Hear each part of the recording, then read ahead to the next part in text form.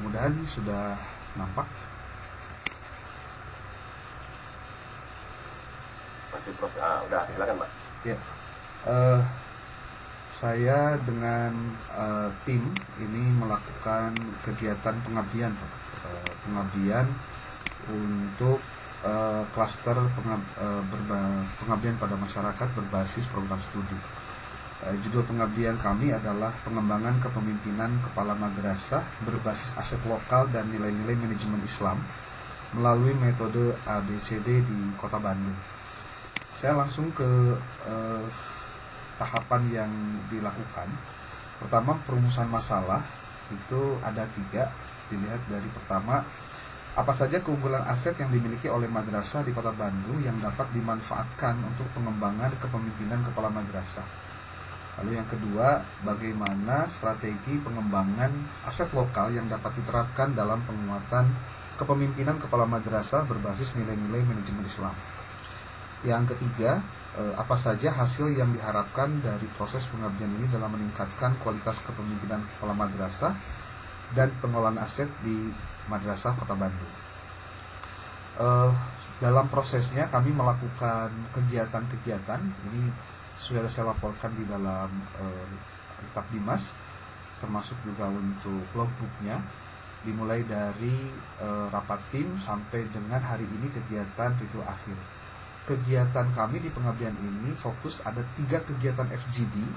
Ada FGD pertama tanggal 5 Agustus, kemudian tanggal 12 Agustus FGD kedua, dan FGD ketiga tanggal 19 Agustus. Kemudian gambaran umum dari aktivitas kita bahwa kegiatan ini melibatkan 1 orang kasih madrasah Kemenag Kota Bandung, kemudian 4 pengawas dari Pokjawas, lalu ada 10 kepala madrasah dari mulai tingkat RA, MTS, MI, dan MA. Kegiatan ini mengikuti kerangka ABCD dengan 5 fase, ada discovery, ada dream, ada design, ada define, dengan destiny. Dan seluruh proses ini menautkan nilai manajemen Islam, yaitu amanah, adil, musyawarah, itqan, dan ihsan. Nah, dari 3 luaran pokok itu tercapai, artinya bahwa pertama, peta aset lokal yang tervalidasi pada setiap madrasah. Jadi kepala madrasah, karena kebetulan yang kami fokuskan ini adalah di lembaga kepala madrasah swasta, dan dengan alasan bahwa pemilihannya kenapa tidak negeri. Kalau negeri dari sisi aset mungkin sudah tidak perlu lagi dibahas, tapi swasta ini bagian dari yang jumlahnya relatif lebih banyak daripada negeri. Dan ternyata dengan adanya kegiatan pengabdian ini ada beberapa temuan menarik bahwa mereka baru menyadari bahwa ternyata madrasah mereka memiliki aset yang sebetulnya bisa dipotensikan untuk menjadi branding dan juga peningkatan dari kualitas tiap madrasahnya. Kemudian berkaitan dengan rumusan yang kedua, bahwa rencana aksi kepemimpinan berbasis aset yang spesifik dan terukur. Mereka menyusun kemudian apa yang harus dilakukan ke depan setelah mengetahui aset yang mereka miliki. Serta yang ketiga, implementasi aksi awal dengan dukungan kemitraan komunitas. Hasil pengukuran internal itu menunjukkan bahwa 10 dari 10 madrasah menghasilkan peta aset yang lengkap. Jadi artinya karena ada motivasi yang diberikan oleh narasumber di kegiatan FGD untuk kepala madrasah itu melakukan pemetaan, sehingga mereka menghasilkan peta aset yang lengkap. Kemudian 9 rencana aksi memperoleh skor kelayakan minimal di 70 dengan rubrik 0 sampai 100. Kemudian 7 rencana aksi mencapai realisasi aksi prioritas minimal 70% daripada akhir siklus gitu. Nah, skor kepuasan peserta dari kegiatan ini itu ada di 4,2 dari angka maksimal 5, dan data ini bersumber dari logbook, berita acara, dan lembar penilaian pada setiap destiny. Ini tahapan-tahapannya dari mulai discovery di kegiatan-kegiatannya dari 15 sampai 23 Juli. Kemudian untuk kegiatan Dream kita lakukan untuk dimulai dengan kegiatan ada pertemuan online dulu sebelum pelaksanaan FGD. Pertama untuk menyamakan persepsi, yang kedua untuk menyampaikan tentang instrumen apa yang kita gunakan untuk kegiatan nanti, dan kira-kira rundown kegiatannya dari awal sampai akhir seperti apa. Lalu setiap madrasah menetapkan sasaran perilaku kepemimpinan yang dapat diamati. Nah, contohnya rapat mingguan singkat dengan agenda yang jelas, dengan tindak lanjut yang terdokumentasi. Kegiatan supervisi juga itu berbasis pada umpan balik yang konstruktif. Jadi selama ini kelemahan-kelemahan kepala madrasah dalam pengelolaan aset yang dimiliki adalah kurangnya melakukan supervisi dengan perencanaan yang tepat begitu. Nah, kemudian dilihat dari sisi tahapan berikutnya, yaitu desain, ada opsi intervensi dari bagaimana caranya agar dengan rendah biaya tapi berdampak tinggi. Di sini FGD kedua dilakukan pada 12 Agustus, itu menghasilkan draft opsi dari intervensi. Prinsipnya sederhana, memanfaatkan aset yang ada, lalu memulai dengan langkah kecil tapi dengan bernilai tinggi, dengan menyelaraskan dengan kalender akademik dan juga regulasi-regulasi yang muncul. Dari desain ini kemudian muncul hal-hal yang menarik untuk dilakukan kajian. Pertama, bahwa ternyata penguatan proses kepemimpinan harian itu kepala madrasah menjalankan rapat mingguan 30 menit dengan agenda tetap. Itu sesuatu yang sepertinya sepele, tapi kalau ini dilaksanakan benar, itu ternyata bisa berdampak tinggi. Rapat itu berdasarkan data mini, artinya data sederhana yang kemudian bisa ditindaklanjuti. Lalu terdapat absensi, kesiapan perangkat pembelajaran, kemudian adanya temuan supervisi. Sementara di tema B itu supervisi akademik itu singkat namun rutin. Nah, ini yang mungkin menjadi sesuatu yang perlu disadarkan juga kepala madrasah untuk melakukan ini sebagai bagian dari cara meningkatkan kualitas dengan harga rendah tapi dengan berdampak tinggi. Kemudian dengan tema C itu keterlibatan orang tua dan komunitas, itu bagaimana kanal komunikasi itu juga disusun, jadwal tetap ada informasi pembelajaran, kemudian ajakan berkolaborasi pada program proyek berbasis aset. Ini orang tua karena kebetulan bagian dari komite di madrasah tersebut juga kita libatkan, diminta dilibatkan untuk berkontribusi pada madrasah yang siswanya atau anaknya ada di sana. Seperti kegiatan ada kebun pendidikan, ada lokal kecil untuk mereka tanami apotek hidup gitu. Kemudian ada literasi keagamaan, kemudian dan kewirausahaan kecil. Jadi hal-hal ini berkaitan dengan keterlibatan orang tua dan juga dengan komunitas. Lalu yang keempat, tahapan berikutnya adalah define, menyatakan prioritas, indikator dan penanggung jawab dan penjadwalan. Di FGD ketiga itu di tanggal 19 Agustus kita memfinalkan rencana. Setiap madrasah memilih 2 opsi hingga 3 aksi prioritas untuk 8-12 minggu ke depan. Ini juga menjadi catatan untuk kita untuk terus melakukan pendampingan walaupun kegiatan kita sudah berakhir, tapi saya secara kontinu paling tidak mengingatkan di grup WA yang kita bentuk kepada kepala madrasah itu apa kegiatan yang bisa diposting gitu. Jadi kalau mereka ada capaian kegiatan apa, mereka menyampaikan itu di grup. Contoh indikatornya presentasi rapat mingguan yang terlaksana dengan notulen yang memiliki tindak lanjut, jumlah supervisi singkat per pekan, presentasi guru yang menerima umpan balik secara tertulis. Nah, terakhir mungkin tentang Destiny, ini implementasi aksi awal dan perbaikan cepat. Ini terkait dengan aksi prioritas yang berjalan kurang lebih dari tanggal 20 sampai 25 Agustus, itu setelah kegiatan FGD berakhir. Itu beriringan dengan kami menyusun laporan kegiatan dan menyusun juga modul pendampingan. Walau periode pelaksanaannya singkat, namun sebagian aksi sudah bergerak sejak pekan sebelumnya. Karena kepala madrasah mulai mencoba langkah kecil begitu rencana itu terpetakan. Ada 3 pola praktik baik yang tampak. Pertama, rapat mingguan 30 menit dengan format sederhana itu meningkatkan kejelasan dari prioritas kerja dari kepala sekolahnya sendiri, guru ataupun juga staf penegak kependidikan. Catatan rapat mulai dari keputusan, penanggung jawab, tenggat waktu, itu kemudian menjadi sesuatu yang penting untuk dihadirkan.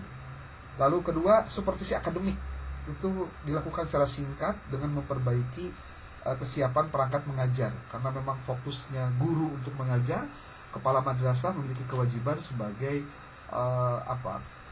supervisor yang wajib untuk melakukan supervisi.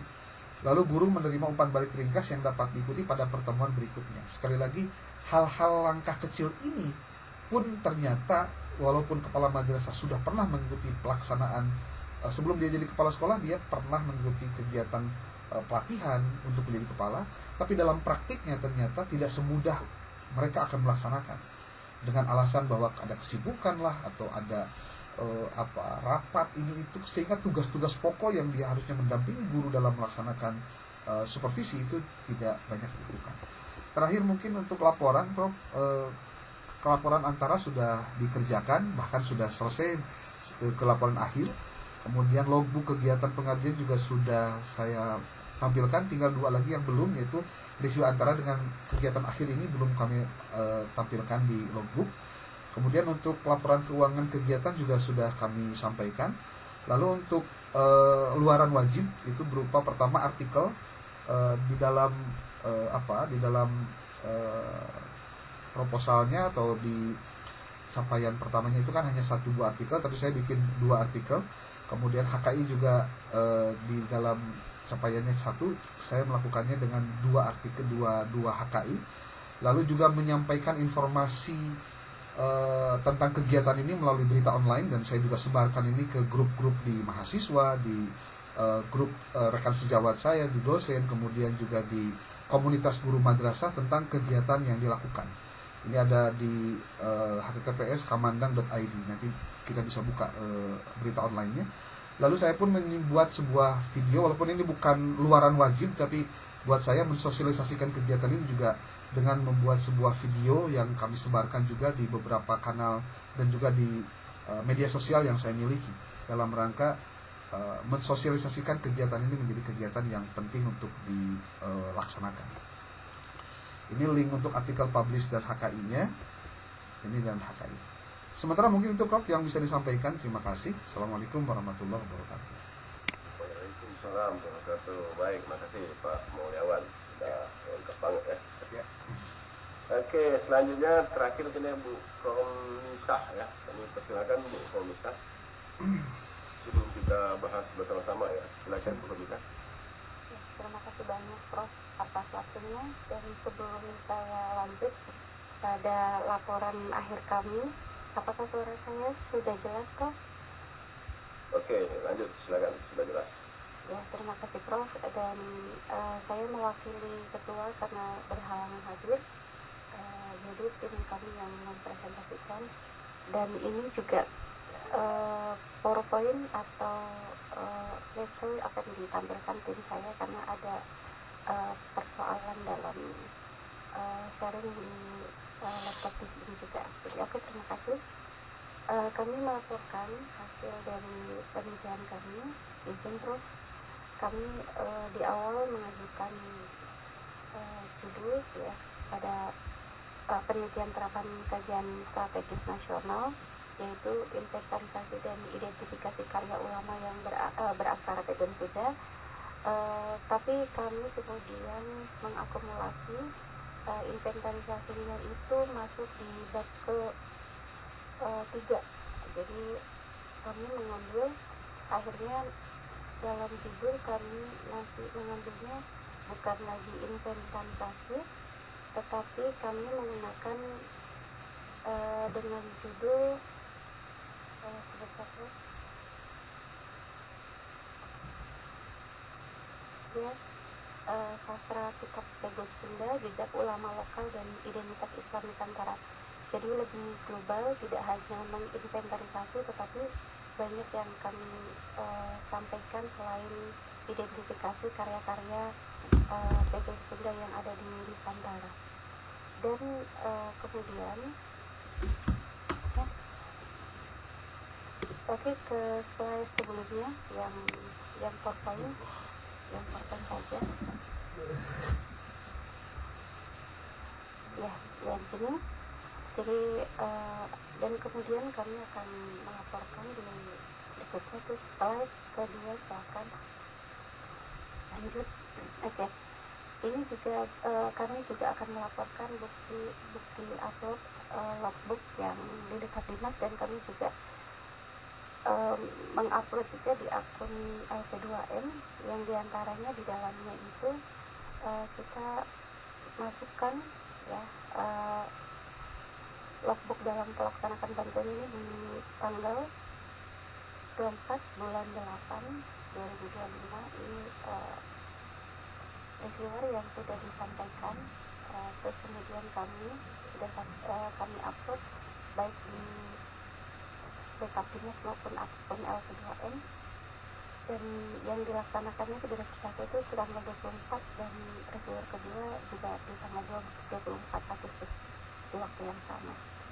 Terus kemudian dokumen-dokumen yang bisa kami sampaikan di sini beberapa, dan kami wakili bagaimana kami mengobservasi kegiatan dari pengumpulan data ini. Terdapat beberapa banyak naskah, kurang lebih 100 naskah yang kita dapatkan. Di antaranya kami dapat di Subang, Garut, dan lain sebagainya. Dan ini ada beberapa pengambilan atau pengumpulan ini di pesantren-pesantren dan sebagainya yang mumpuni dan dianggap ada ya. Dan kemudian kami juga menghasilkan itu termasuk di toko-toko buku dan sebagainya. Dan kemudian ini adalah langkah kami yang menyelesaikannya dengan menganalisis data yang kami dapatkan ada di bab 4, semuanya kami klasifikasi bentuk dan jenis sastra atau bahasa Sunda, dan kemudian di tanggal 29 Agustus 2025 kami mengumpulkan dan kami menganalisis di fakultas. Dan data yang bukti berikutnya secara output ya, output kami mengupload dari laporan riset lengkap ya sama, terus kemudian yang di dalamnya itu tentang diantaranya surat pernyataan penerimaan bantuan, RAB, surat perintah dan sebagainya. Kemudian draft artikelnya juga kami memasukkan di draft artikel 1 dan artikel 2 nanti bisa diakses di dokumen yang diupload output di dekat dinas maupun LP2M. Dan kemudian eksekutif summary yaitu dalam bentuk buku. Nah, semuanya sudah lengkap dan kita sudah upload di dalamnya. Lanjut ya, bukti upload juga kami sudah laporkan ya, di keuangan kami mendapatkan biaya dan kegiatan penelitian yang basic terapan nasional mendapatkan dengan biaya 50, dan kami sudah laporkan dalam bentuk laporan akademik dan laporan keuangan di akun tersebut. Jadi kami mendapatkan kayak revisi yang kami susun dalam format bab 1 dan bab 3. Laporan antara sudah kami upload, kemudian laporan akademik juga sudah, laporan keuangan yang berkaitan dengan kegiatan-kegiatan selama penelitian juga sudah. Dan ini hasil buku yang bukunya sampai sekarang sedang menunggu ISBN karena beberapa faktor secara teknis, diantaranya karena penuh dan sebagainya, jadi ISBN belum kami dapatkan, tapi buku sudah diterima untuk penerimaan sedang pembacaan di Perpusnas. Dan kemudian juga HKI sudah kami buat, sudah kami laporkan, akhirnya kita mendapatkan surat keterangan perusahaan. Kemudian kami juga mengupload alternatif dua karya di fokus di media Islamika atau MIKOT. Jadi keduanya mudah-mudahan kedua karya dan hasil kami dalam penelitian di Provinsi Sunda ini bisa memberikan kontribusi besar pada halayak secara lokal maupun global. Oke. Itu berikut yang kami bisa laporkan hasil dari penelitian kami. Terima kasih banyak ya. Baik, terima kasih Bu Khomisah ya. Terima kasih semuanya. Baik Bapak Ibu sekalian, sekarang kita coba ya membincang lah ya sedikit dari apa yang sudah Bapak Ibu sampaikan tadi. Pada dasarnya dari apa yang sudah disampaikan sebetulnya sudah sangat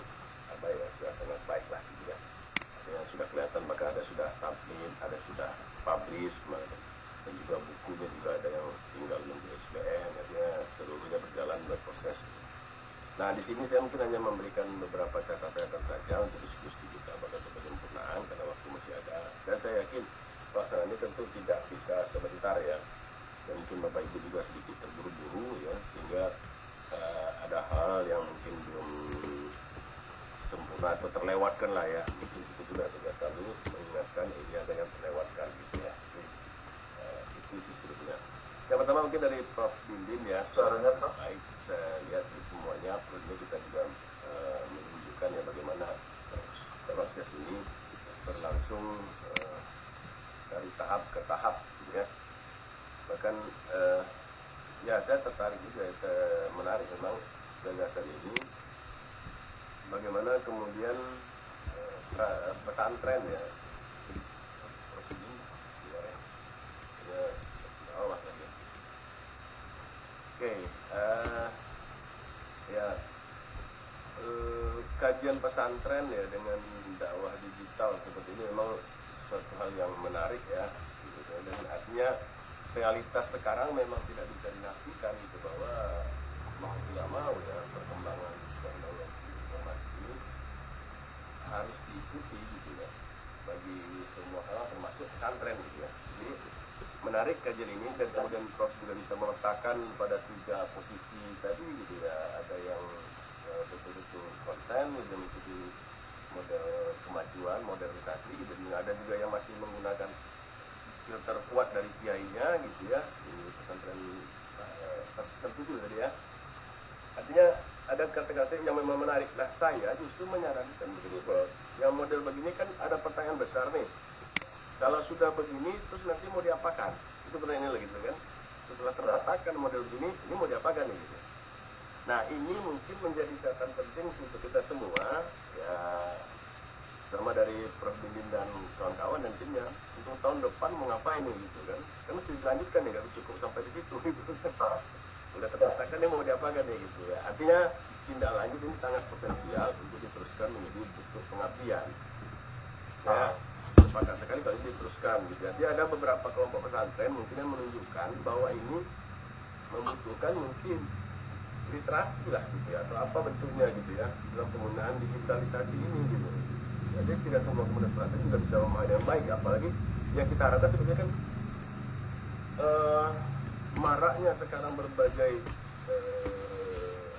penyebaran informasi melalui digitalisasi ini, maka counter ya terhadap berbagai hal negatif itu dari pesantren lah kita harapkan bisa muncul gitu kan. Nah, tentu butuh treatment khusus gitu. Nah, treatment inilah yang kemudian bisa diaplikasikan dari kita dalam bentuk pengabdian di masa datang. Mungkin tahun depan bisa diarahkan ke sana, Bro ya. Bahwa ini perlu nih lanjutannya pengabdian nih, karena sudah peta nih gitu kan. Jadi kalau pesantren yang sudah mengadopsi full teknologi gitu kan, seperti Al-Furqan, nah ini terapinya gini nih gitu. Kalau pesantren model gini, nah ini perlunya gini nih penguatannya gitu ya. Ladang pengabdian, kalau saya sih melihatnya dari hasil kajian ini adalah sebuah ladang pengabdian yang menjadi PR besar ya bagi kita, terutama teman-teman dari UIN Bandung, bahwa ini ke depannya nih pesantrennya perlu ini nih gitu kan. Harus ini perlu diulangi begitu ya. Itu mungkin soal substansinya perayaan. Nah, kemudian mungkin yang lain saya hanya membantu mengingat saja. Misalnya kayak policy brief itu mungkin perlu disesuaikan dengan itu, bro, dengan format lah gitu kan. Biasanya kan ada format dari PAN ya, bahwa policy brief itu biasanya isinya kalau sebetulnya jadi ada eksekutif summary-nya singkat, kemudian ada pendahuluannya, ada deskripsi masalah ya, dan kemudian rekomendasi kebijakan, kemudian lampiran. Biasanya gitu sih gitu ya. Karena policy brief ini kan sifatnya ringkasan kebijakan lah ya, yang akan disampaikan nantinya, dan sifatnya ya betul-betul sangat komunikatif gitu. Jadi begitu gitu.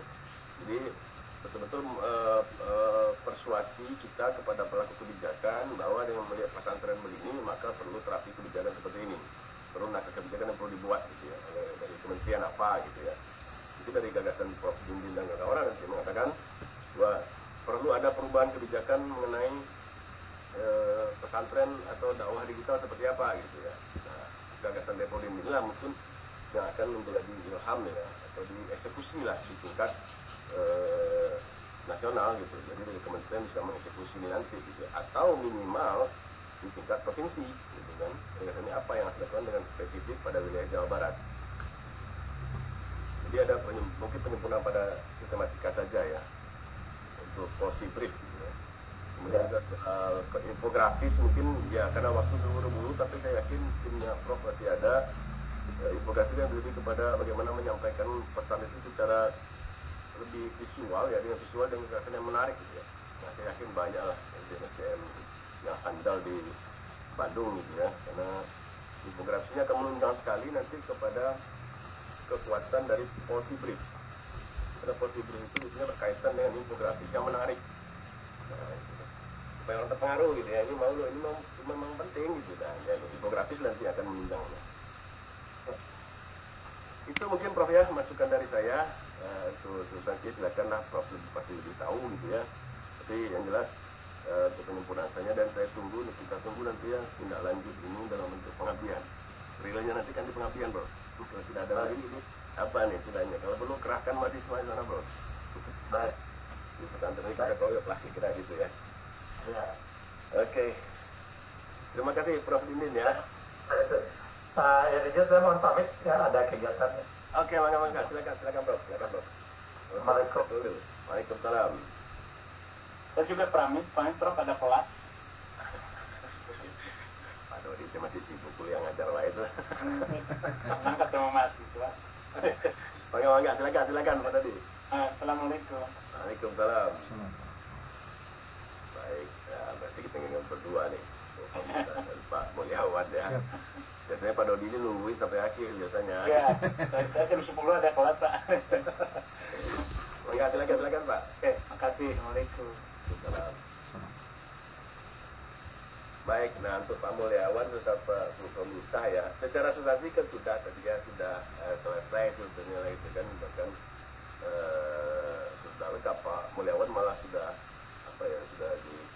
dua hakinya sudah dua gitu ya, kemudian juga publikasi gitu ya juga sudah siap, oke gitu ya nggak ada masalah sih sebetulnya Pak ya.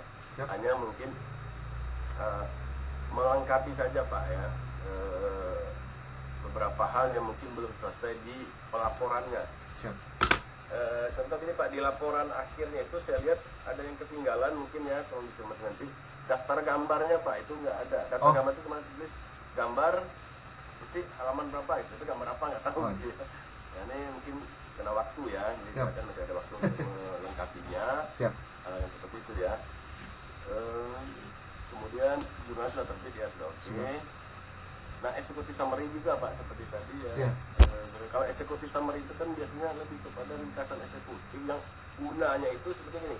Kalau kita punya hasil pengabdian atau hasil penelitian yang panjang, misalnya 100 sampai berapa ratus halaman gitu ya. Nah, kalau itu ditujukan kepada pihak lain yang akan dibacanya, tentu mereka tidak mungkin baca panjang-panjang gitu kan. Ya, terutama kepada pelaku kebijakan lah. Nah, karena itulah dibuat eksekutif summary, ringkasan yang bisa mereka baca-baca sambil ya mungkin sambil di mobil, sambil ke kantor gitu. Nah, kira begitu Pak. Sehingga dia tidak panjang, tapi dia lengkap. Tidak panjang, tapi lengkap. Kira gitu ya. Jadi beda sama abstrak yang sudah sangat dipres. Ya. Ini lebih lengkap, cuman tidak panjang. Ya, tulisannya 5 sampai 10 halaman.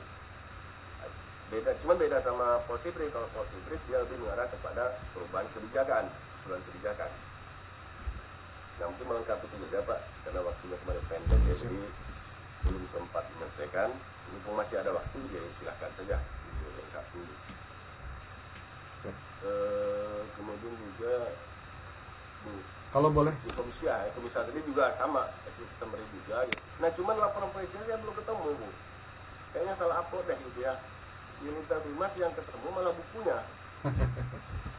Rob, mau kalau izin nanya, kalau untuk executive summary standarnya berapa lembar gitu Pak? Kalau boleh. Biasanya kalau di sebenarnya tergantung kepada juknis Pak gitu. Nah, cuman kalau juknis kita, kalau saya baca itu saya 10 sampai 15 halaman. Kalau juknis ya, juknis pusat itu seperti itu. Nah, nggak tahu di juknis di UIN Bandung menurunkannya berapa, saya tidak tahu gitu ya. Tinggal dibaca aja di juknis gitu. Persis begitu gitu. Siap. Kalau musik film sejarah kayaknya dia salah upload ya Bu. Itu masih termute Bu, termute.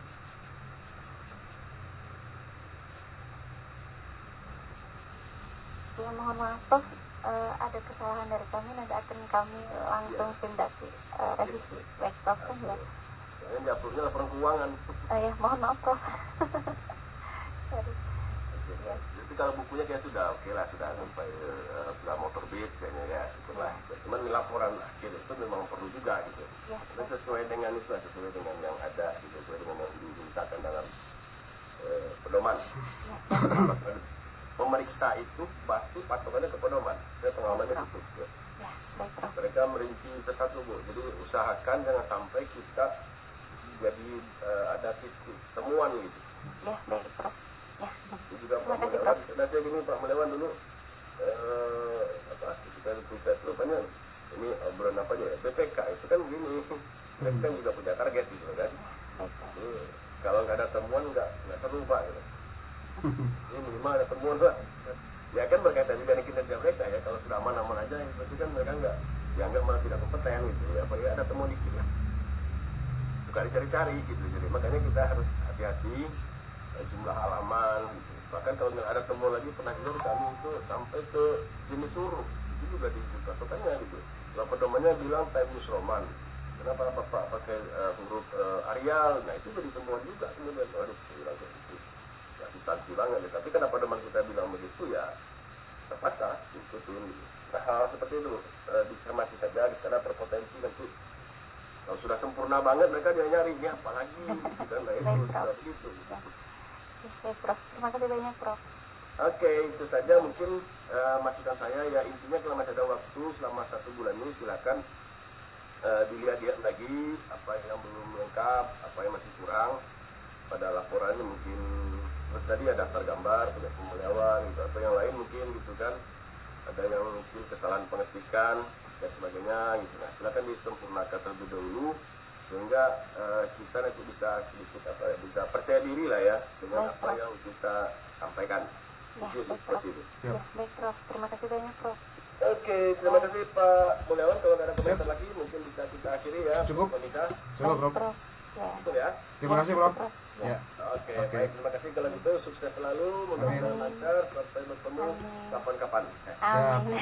Baik Prof. Ya Prof. Atau main ke Palembang boleh nanti untuk ke sini. Ah iya siap. Baik, Prof. Ya. Amin. Oke, Kewari ya. Ya. Baik, Prof. Ya, Waalaikumsalam warahmatullahi wabarakatuh. Izin Prof.